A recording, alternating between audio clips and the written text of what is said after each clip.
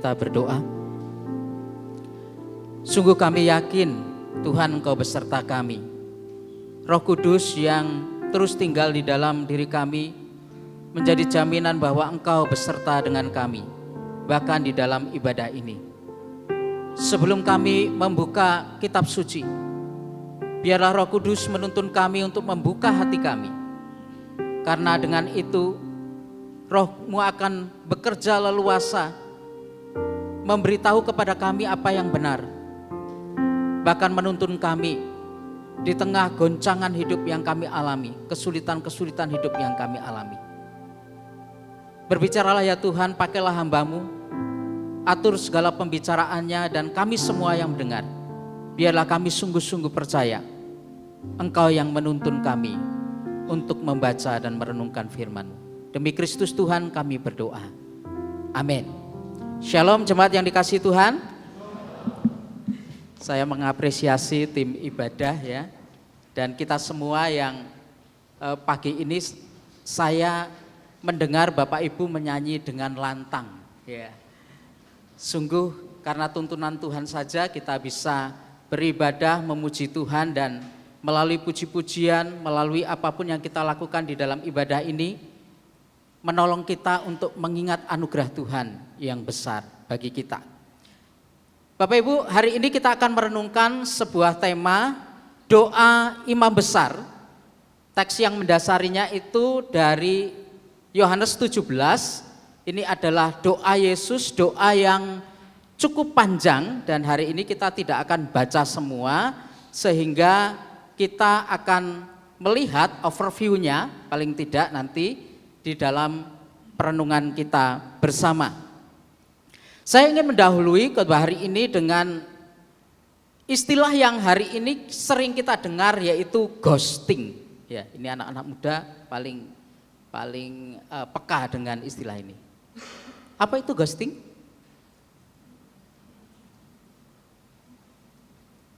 Ya, tiba-tiba menghilang, tidak menanggapi begitu ya. Tiba-tiba tidak ada.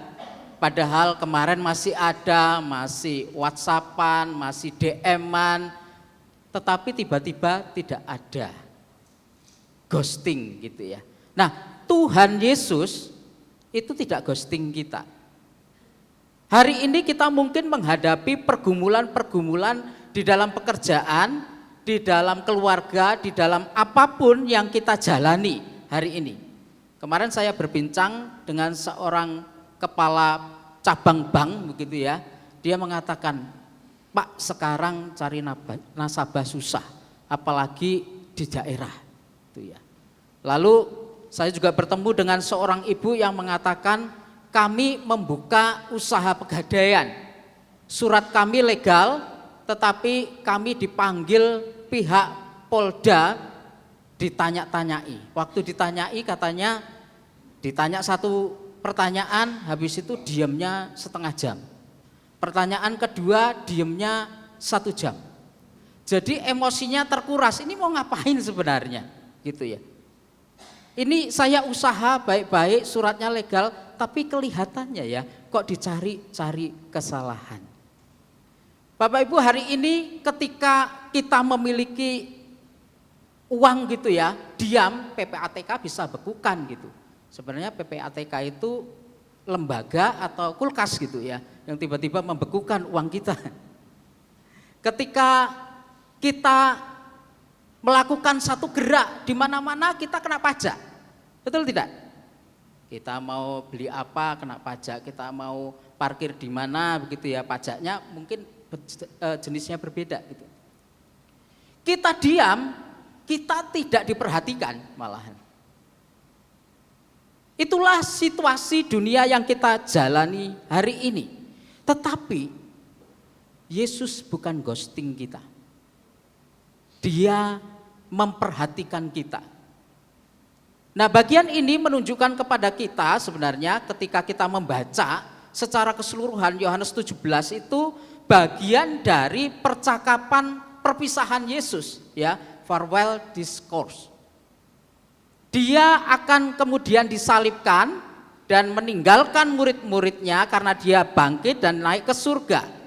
Dan itu terjadi di ruang atas ya, pasal 17 ini. Dan di ruang atas itu Yesus bertindak sebagai imam besar ya, imam besar. Sebagai imam besar yang mengantarai antara Allah dan umatnya. Mengantarai antara kita manusia yang terbatas ini dengan Allah kita yang tidak terbatas. Dan konteksnya pada waktu itu adalah di tengah murid-murid yang sedang menghadapi tekanan. Saudara, di pasal 17 ini kita akan melihat paling tidak doa Yesus itu ada 3 bagian. Yang pertama, demi kemuliaan Sang Bapa, yaitu doa Yesus sendiri kepada Bapa untuk dirinya.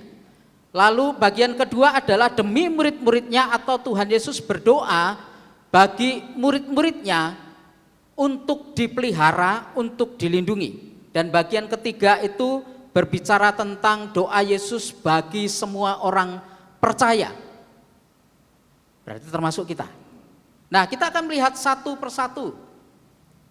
Yang pertama adalah doa Yesus demi kemuliaan Bapa. Pasal 17 ayat 1, demikianlah kata Yesus, lalu ia menengadah ke langit dan berkata, Bapa, telah tiba saatnya, muliakanlah anakmu, supaya anakmu memuliakan engkau, yaitu Bapa. Saudara, bagian ini sebenarnya berbicara tentang Yesus yang mengatakan telah tiba saatnya, yaitu dia mengambil penderitaan bagi rencana keselamatan Allah untuk umat manusia. Dan hasilnya adalah kehidupan kekal manusia, menguntungkan manusia. Tadi ya, kita ini yang berdosa, tetapi Tuhan menyelamatkan kita bukan pada waktu kita benar. Bahkan waktu kita berdosa. Dan kesalahan dan dosa kita tidak menutupi kasih-Nya untuk mengambil kita dengan cara dia menderita. Upahnya bagi kita apa? Yaitu kehidupan yang kekal.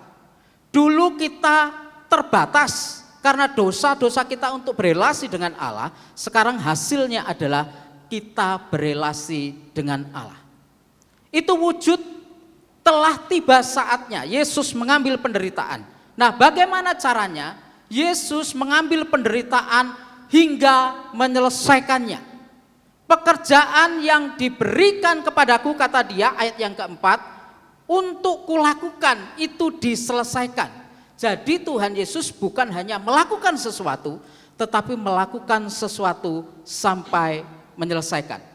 Itu cara dia memuliakan Tuhan. Dan cara yang lain adalah ketika dia menyelesaikan semuanya, itu menyatakan Bapa kepada dunia. Sehingga dunia tahu firman Tuhan ini, tahu kebenaran ini. Saudara yang dikasihi Tuhan, apa tujuan hidup kita? Saya mau kaya, saya mau berhasil, saya mau punya keluarga besar, saya mau memiliki bisnis yang berkembang, saya mau keluarga dan anak-anak saya berhasil. Tuhan bisa berkati kita dengan itu semua. Tetapi apa yang diungkapkan Yesus dalam doanya ini adalah untuk memuliakan Bapa. Dengan apa? Menyelesaikan pekerjaan. Saudara, kita semua melakukan sesuatu, bukan? Kita bekerja, tapi untuk apa pekerjaan kita? Memuliakan Allah? Seberapa jauh, seberapa lama kita bisa memuliakan Allah dengan pekerjaan kita kalau kondisi bisnis hari ini seperti ini? Tidak mudah, saudara. Tetapi Tuhan Yesus memberitahu kepada kita, dia memberikan teladan doa supaya memuliakan Sang Bapa dengan melakukan segala sesuatu sampai menyelesaikannya. Saudara, kalau kita melakukan sesuatu saja, tidak sampai menyelesaikan pada kehendak Sang Allah, memuliakan Dia sampai akhir hidup kita, kita sedang tidak menyelesaikannya. Kalau kita tidak sampai akhir hidup kita. Saudara, hari ini banyak orang yang mengalami keputusasaan. Ya, di keluarga kita juga melihat keluarga-keluarga yang gagal. Kita juga melihat bisnis yang carut marut, ya. Ada yang mengatakan orang tuanya yang melakukan yang itu juga suap dan segala sesuatu gitu. Anaknya melihatnya. Apakah itu bisa membuat kita terus jalan memuliakan Tuhan? Kadang-kadang sulit Bapak Ibu. Karena yang di depan mata tidak akan memberikan cara-cara yang baik untuk memuliakan Tuhan. Kita kadang-kadang mudah putus asa. Saudara, cara yang lain yang bisa kita lakukan adalah menyatakan Bapa, menyatakan Allah dalam kehidupan kita. Itu memuliakan Tuhan. Apa saja yang bisa kita lakukan di dalam menyatakan Bapa atau Tuhan dalam hidup kita? Yaitu dengan arah-arah hidup kita, pembicaraan kita, nilai-nilai yang kita pegang. Apakah itu nilai tentang kerajaan Allah yang kita pegang terus menerus? Saudara, tadi saya sampaikan bahwa ketika Tuhan itu melakukan karya sampai selesai, keuntungannya itu bukan bagi Yesus, bagi kita, yaitu memiliki hubungan. Sudahkah kita mengembangkan kebiasaan terus terhubung dengan Sang Bapa itu? Itu adalah bentuk memuliakan Tuhan. Kenapa? Karena di sana kita bisa dipersiapkan ketika terjadi sesuatu yang tidak kita harapkan. Ketika kita masih terhubung dengan Allah, keinginan kita memuliakan Allah itu juga akan menenangkan batin kita. Ketika kita gelisah, mau ambil yang ini, kalau yang ini salah, kalau nggak diambil nanti keuntungannya kecil. Kalau nggak diambil nanti, ini kesempatan yang terbaik loh ini, tidak terulang nih. Saudara, kadang kita tidak tenang karena pilihan-pilihan itu bisa menjebak kita. Saudara, ketika kita terhubung dengan Allah itu akan menghasilkan kehidupan yang lebih siap. Dolar ya kemarin naik luar biasa. Dan itu mempengaruhi pembelian, harga jual, bensin.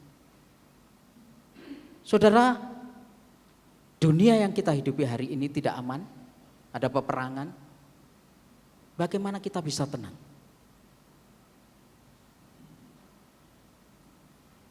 Itu doa Yesus kepada Bapaknya.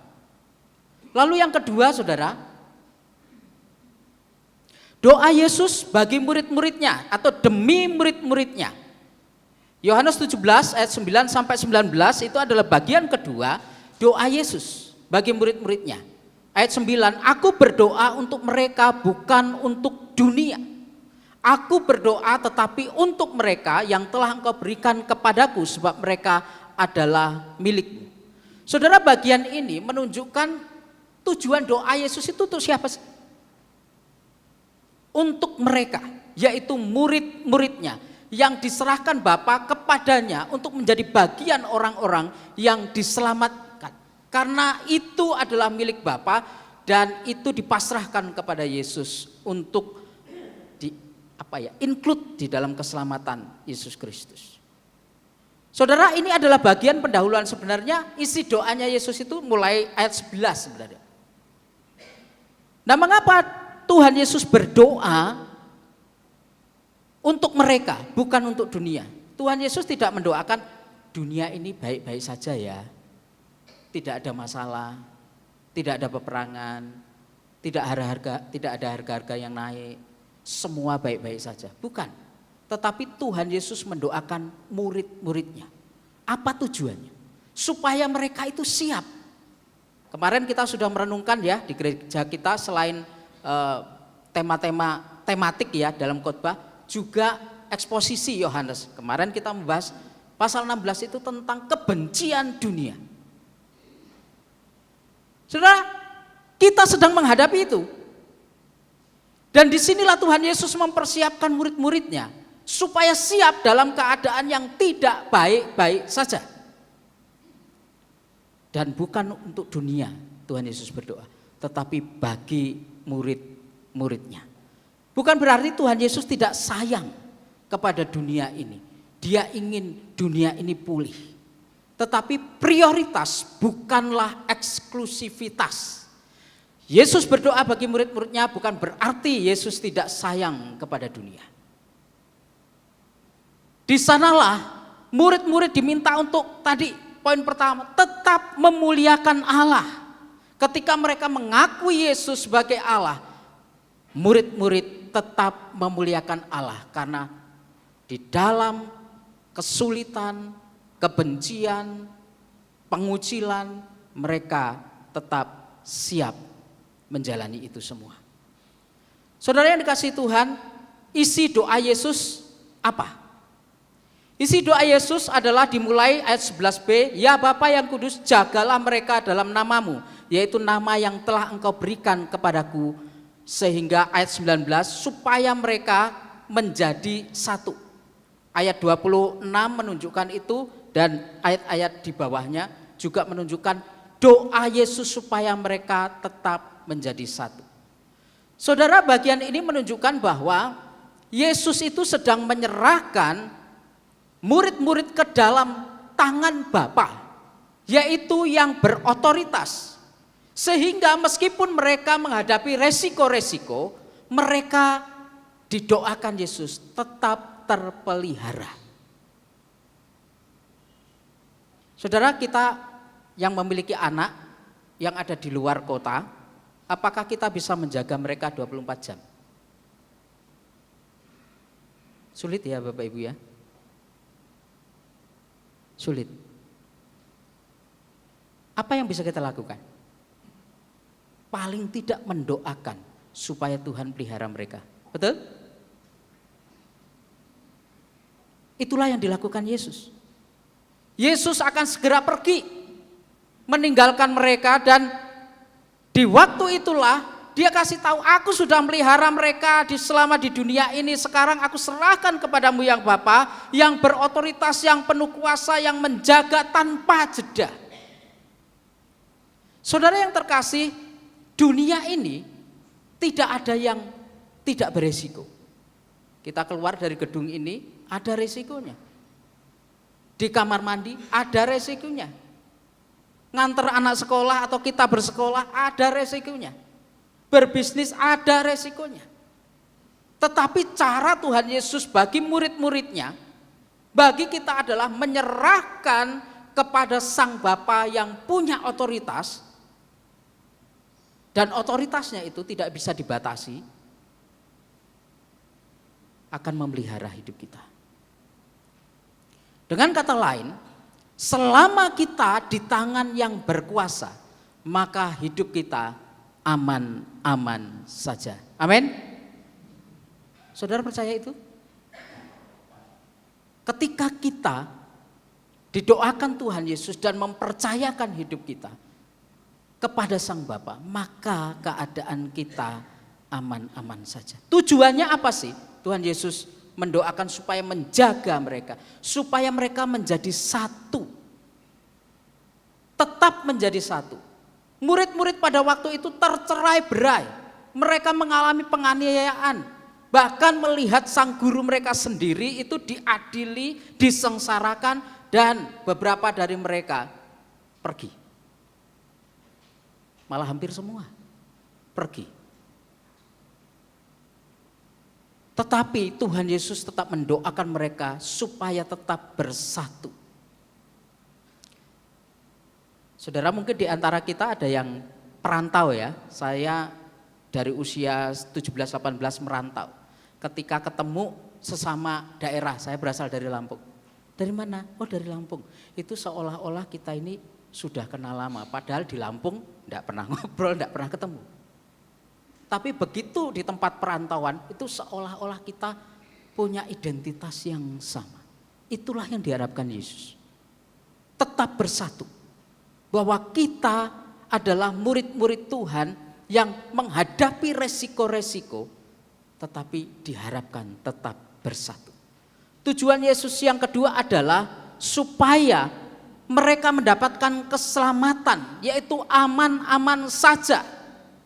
Kenapa? Karena Allah yang tidak terbatas itu memelihara di tengah ancaman-ancaman. Murid-murid pada waktu itu sedang dikucilkan. Mereka tidak boleh ke sinagog, ya. Sinagog itu bukan tempat ibadah biasa bagi mereka, orang-orang Yahudi. Itu adalah di sana ada aturan, di sana ada nasihat, di sana ada keputusan-keputusan, dan mereka dianggap keluarga. Tetapi ketika mereka dikucilkan, mereka dianggap bukan anggota. Mereka dianggap sampah. Mereka diperlakukan apa saja. Mereka menjadi objek pelecehan dan penindasan. Tetapi disinilah Tuhan Yesus berdoa bagi mereka. Tuhan Yesus sendiri membuktikan di pasal 18, mereka yang adalah murid-muridnya pasti aman-aman saja. Sebelum Bapa sendiri memelihara mereka, Tuhan Yesus memberikan rasa aman itu. Ketika Yesus ditangkap, dia bilang begini, siapa yang kau cari? Akulah dia, kata Yesus. Jadi jangan apa-apakan murid-murid.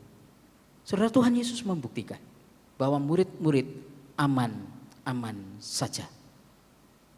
Saudara, yang selanjutnya doa Yesus bagian kedua bagi murid-muridnya adalah supaya dijaga dari yang jahat.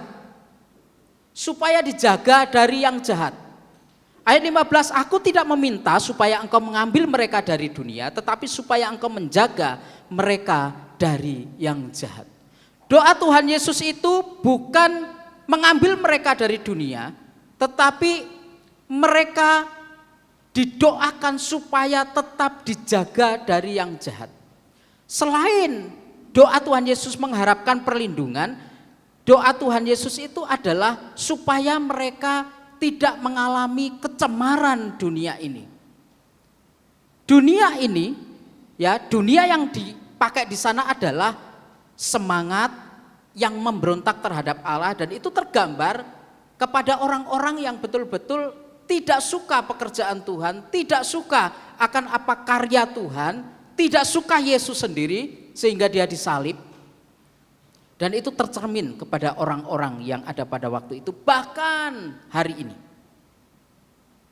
Saudara, Tuhan Yesus berdoa supaya mereka dijaga. Nah, penjagaan ini Bapak Ibu yang dikasihi Tuhan, itu dibarengi dengan doa Yesus, mereka tidak diambil dari dunia ini. Banyak orang berdoa, Tuhan, jadi orang Kristen susah. Hidup yang dijalani hari ini susah. Cepat ambil saja hidupku. Atau kita berdoa, Tuhan cepat-cepat lalukan ini yang susah-susah yang aku jalani dalam hidup. Itu kan yang sering terjadi dalam doa kita, bukan? Tetapi Tuhan Yesus berdoa, jangan diambil mereka dari dunia. Supaya apa? Supaya nampak bahwa meskipun dunia ini tidak baik-baik saja, saudara, kita tetap dijaga.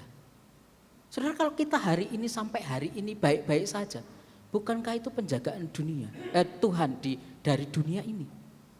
Yang bisa mencemari kita dengan korupsi, dengan perselingkuhan, dengan keluarga yang berantakan, dengan bisnis yang kotor, bukankah itu bisa mencemari kita? Tapi kalau kita hari ini baik-baik saja, bukankah Tuhan melindungi kita dari yang jahat? Kalau anak-anak kita sekarang masih dalam track yang benar, saudara, bukankah itu penjagaan Tuhan? Amin. Kalau usaha kita masih baik-baik saja hari ini, bukankah itu penjagaan Tuhan?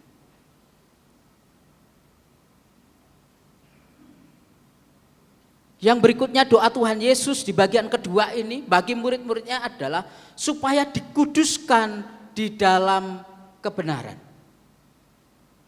Supaya dikuduskan di dalam kebenaran. Saudara yang dikasihi Tuhan, ayat 17.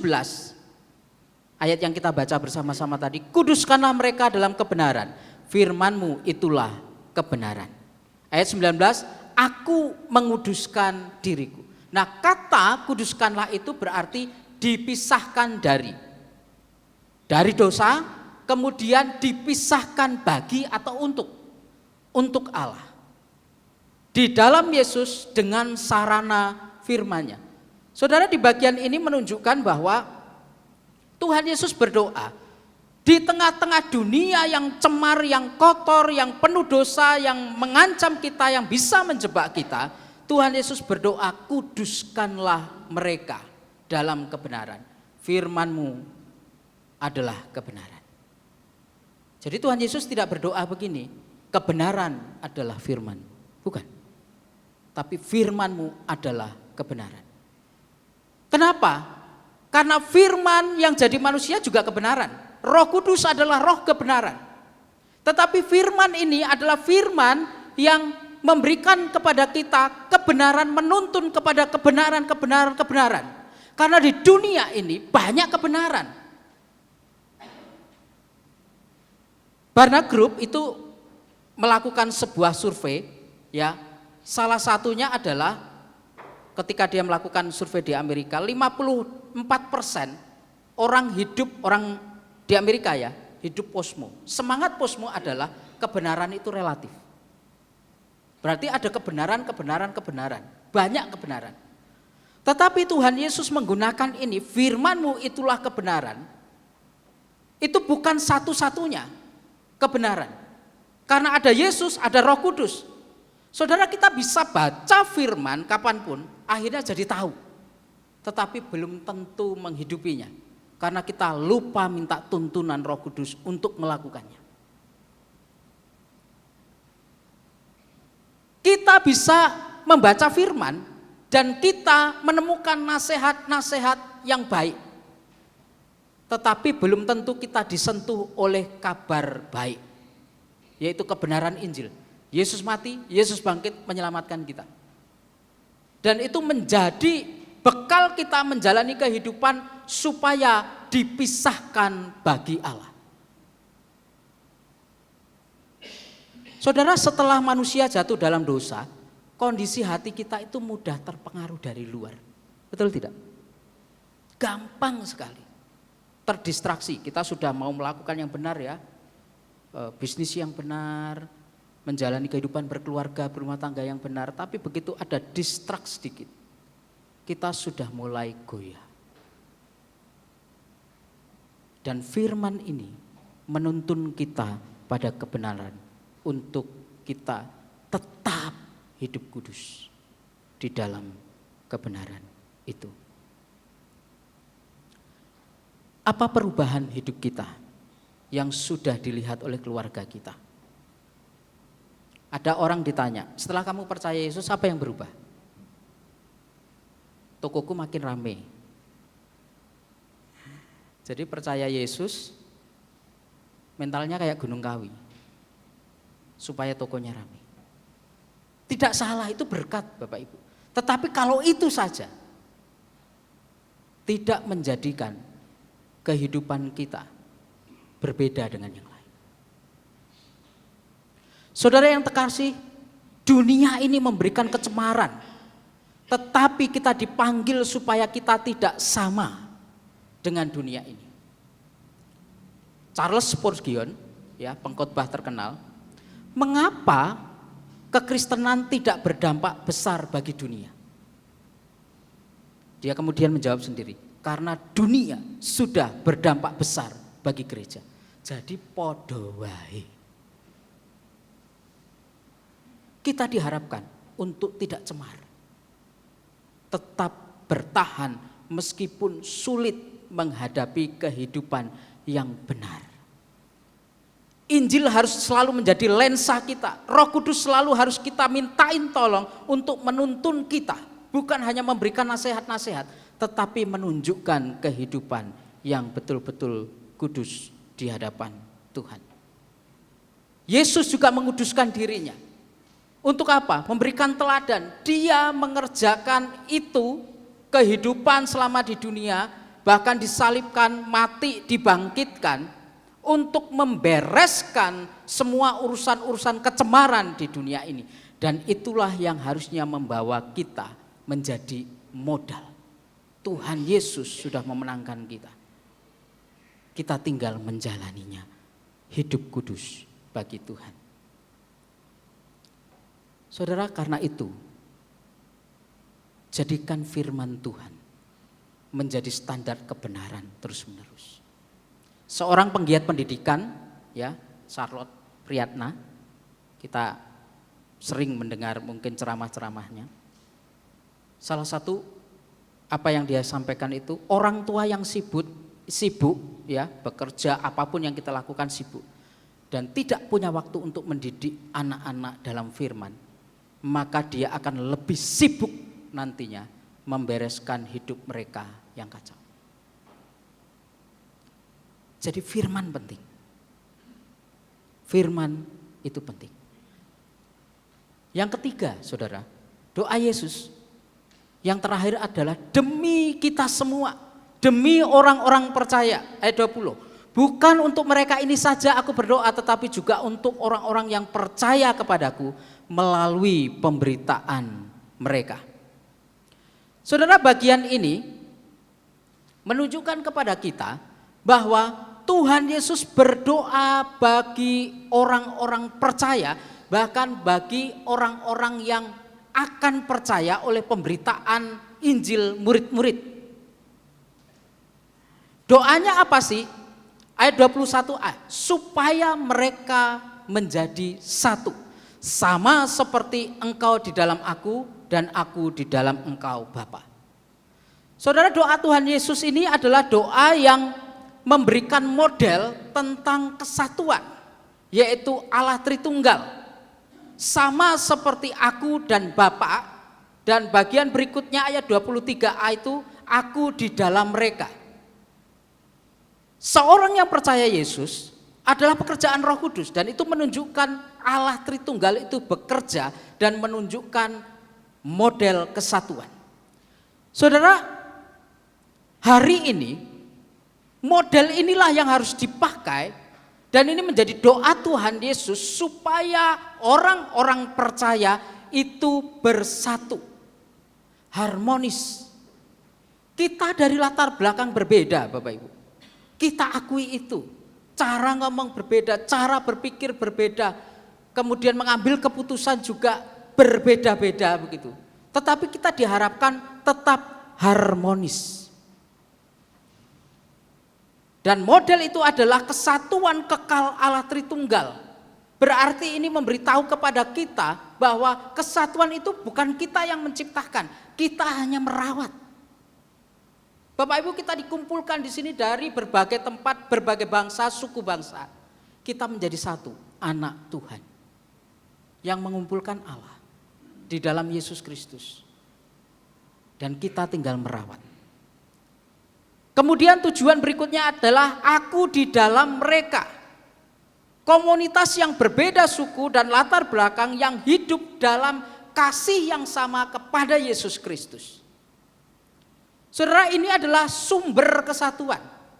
Kalau masing-masing orang tidak mengasihi Allah, tidak mengasihi Kristus, tidak percaya Dia yang menyatukan kita dan menjalankan kasih-Nya, maka gak usah jauh-jauh lah Bapak Ibu. Kita jadi panitia, ribut kalau kita tidak punya kasih kepada Allah. Kita di dalam keluarga yang kecil, kalau masing-masing tidak punya kasih kepada Kristus, maka gontok-gontokan, satu mau ke sana, satu mau ke sana.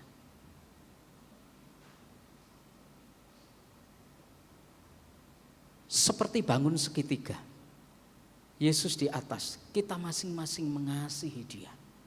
Itu yang akan membuat kasih itu dirasakan oleh keluarga kita, oleh rekan kerja kita, teman sekolah kita, studi kita, teman bisnis kita. Kasih itu akan terasa. Apalagi ditambah dengan kesaksian hidup kita. dedikasi kita, ketekunan kita, kebersamaan, kesehatian kita dalam menjalani pelayanan bersama-sama. Dan kita mengharapkan, Tuhan bekerjalah di dalam aku dulu. Biar aku mengasihimu dulu. Baru kita melalui aku, kasih itu terpancar. Saudara, tapi hari ini iblis itu selalu men-trigger kita untuk mengalami perpecahan, bukan? Selalu ada celah yang dipakai iblis untuk apa? Memecah belah. Dari kitab yang pertama Kejadian, Adam dan Hawa, ini salahmu kan? Ini salahmu. Salah Tuhan yang mengutus kamu. Di keluarga Adam ada Kain dan Habil, terpecah. Berikutnya tokoh-tokoh Alkitab mengalami perpecahan. Dunia yang jatuh dalam dosa, di-trigger oleh iblis, itu akan menghasilkan perpecahan. Tapi mari kita terus berusaha merawat kesatuan meskipun kita berbeda. Meskipun ada yang trigger. Saudara, ini penting. Doa Yesus yang berikutnya adalah supaya dunia percaya dan menerima kasih itu. Ayat 21C, 23A, 26B, supaya dunia percaya bahwa Engkaulah yang telah mengutus aku, supaya dunia tahu, supaya kasih yang Engkau berikan kepadaku ada di dalam mereka. Supaya dunia percaya, supaya dunia tahu bahwa kesatuan yang ditunjukkan oleh murid-murid Tuhan, orang-orang percaya itu menyebar kemana-mana. Dan itu menjadi kesaksian yang kuat. D.E. Carson itu mengatakan begini, Yesus itu melihat ke depan kepada semua yang akan percaya sepanjang sejarah. Sehingga dia berdoa di bagian ini, untuk mereka semua. Nama kita ada di sana, nama orang-orang yang akan percaya itu ada. Tetapi dia juga di dalam doanya mengatakan supaya kasih itu juga ada di dalam mereka. Siapa yang bisa mengantar kasih itu kepada mereka? Kita, saudara. Kita yang adalah saksi-saksinya. Supaya kasih Bapa kepada Yesus itu yang sudah tadi nampak di dalam kita memuliakan Tuhan, itu terlihat dan juga dirasakan sama oleh orang-orang yang akan percaya kepada Yesus.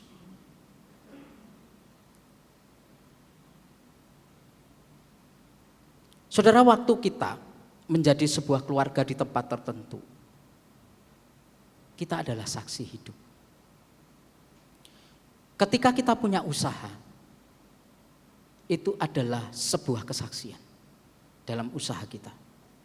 Ketika kita punya rekanan, ketika kita punya grup, ketika kita punya komunitas, kita adalah saksi hidup. Saudara, ketika kita beribadah, kita setiap minggu menerima doa berkat. Doa berkat itu apa sih sesungguhnya bagi kita? Bahkan saya sering melihat ada yang angkat tangan gitu. Apakah doa berkat itu berbicara supaya kita diberikan yang lain-lain, lebih sukses, lebih sehat? Bukan hanya itu. Tetapi tujuan yang utama adalah supaya kita diutus menjadi saksi. Melalui kesehatan kita, melalui hidup kita, melalui bisnis kita, melalui apa saja. Saudara, apa yang kita punya hari ini? Kita punya sumber daya, kita punya apa saja di gereja ini.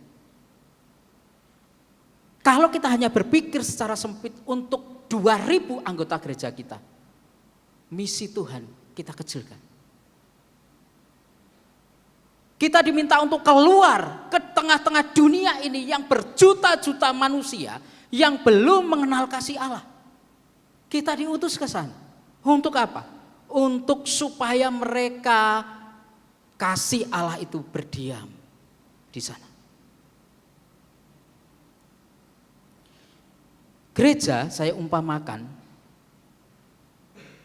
bukan museum yang memelihara artefak masa lalu. Doktrin-doktrin, budaya-budaya, boleh itu kita pelihara. Tetapi keberhasilan misi itu penting. Bukan hanya memelihara yang itu, tapi keluar jadi saksi, jadi saksi. Jangan berpikir egois tentang diri kita, untuk hidup kita, untuk kesenangan kita. Tetapi dampak hidup kita, dampak gereja kita bukan hanya untuk lokal, tetapi bagi dunia. Yang terlalu besar ini, saudara.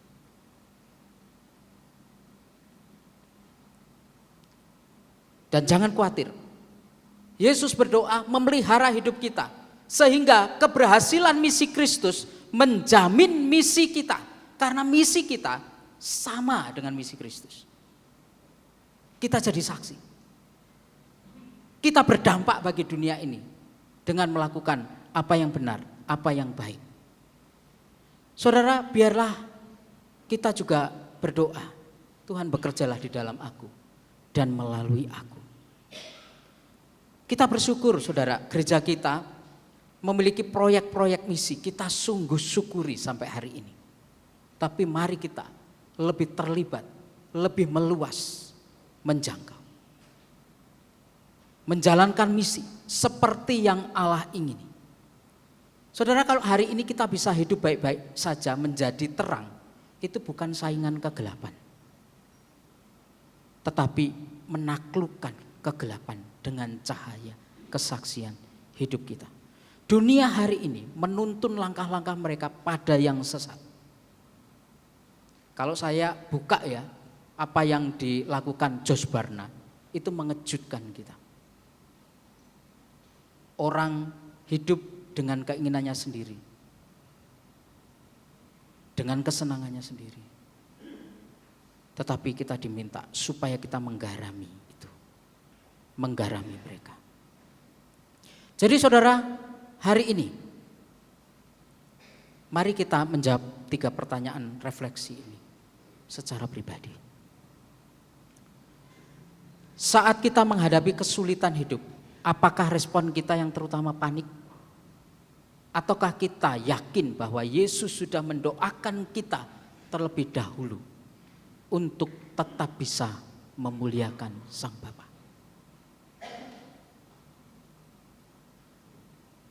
Yang kedua, percayakah saudara bahwa di dalam kelemahan kita bisa jatuh, bisa gagal, kita bisa lemah, kita bisa terjebak pada apa yang jahat, yang tidak kudus di tengah kecemaran dunia ini? Tetapi percayakah saudara bahwa Allah tetap menjaga kita tanpa jeda? Saudara, untuk merawat kesatuan, adakah kesalahpahaman, ketidakharmonisan, konflik yang perlu kita selesaikan hari ini? Dan siapa yang akan menjadi target kita untuk memberitakan kabar kasih Allah? Keluarga terdekat kita, sahabat-sahabat kita, teman bisnis kita, teman sekolah kita. Lakukanlah, lakukanlah.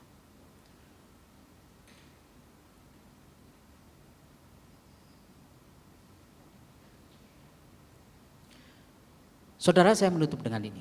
Sebelum dunia menanggung bebannya, dengan kecemaran, dengan konflik, dengan kekacauan, Yesus sudah lebih dahulu menanggungnya di dalam doa. Dia sudah mendoakan kita. Sehingga hari ini kita pahami, Yesus berdoa agar Bapa tetap dimuliakan di dalam hidup kita. Yang sulit, yang penuh dengan pertempuran antara yang jahat dan benar ini. Dan Yesus berdoa bagi kita secara spesifik. Dia kenal nama kita, mendoakan kita supaya kita tetap terpelihara di dalam namanya. Dan Yesus tetap mendoakan supaya kita tetap bersatu agar dunia percaya kepada Sang Kristus itu. Maka hiduplah sebagai orang yang tahu bahwa Imam Besar Agung itu sedang mendoakan. Mari kita berdoa. Bapa, terima kasih bahwa Engkau terus mengingat kami, bahkan di dalam doa-Mu. Dan kami tidak sendiri, karena Engkau tetap memelihara kami dengan sempurna di tengah ketidaksempurnaan kami. Terima kasih ya Tuhan, Engkau meminta kami supaya tetap bersatu meskipun kami berbeda. Dan kami sadari itu adalah persoalan yang sulit, tetapi biarlah Engkau menuntun kami untuk merawatnya. Karena kesaksian yang kuat adalah salah satunya kami tetap bersatu, tetap harmonis, sehingga dunia percaya.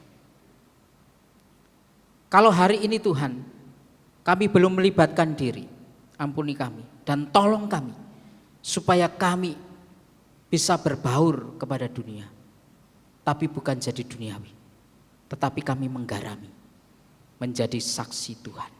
Terima kasih Tuhan, demi Kristus Tuhan kami berdoa. Amin.